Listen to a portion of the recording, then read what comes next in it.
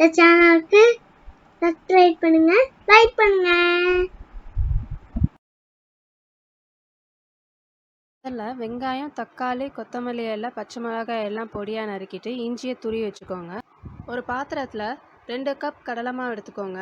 அதில் தண்ணி சேர்த்து நல்லா கரைச்சிக்கோங்க. கட்டி இல்லாத மாதிரி நல்லா மாவை தண்ணியில் கரைச்சிக்கோங்க.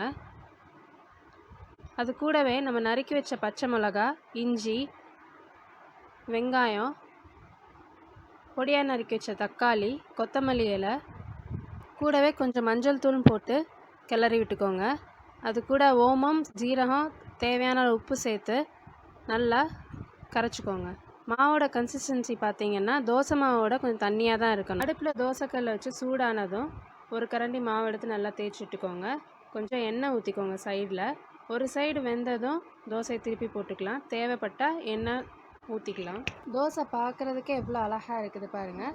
நான் இதில் பச்சை மிளகாய் காரம் அதிகமாக இருக்கிறதுனால நான் ரெட் சில்லி பவுடர், மிளகாத்தூள் சேர்க்கலை.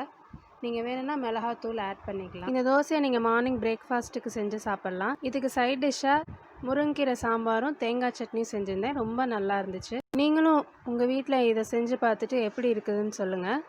இந்த வீடியோ உங்களுக்கு பிடிச்சிருந்துச்சுன்னா லைக் பண்ணுங்கள். இந்த சேனலுக்கு சப்ஸ்கிரைப் பண்ணுங்கள். தேங்க்யூ.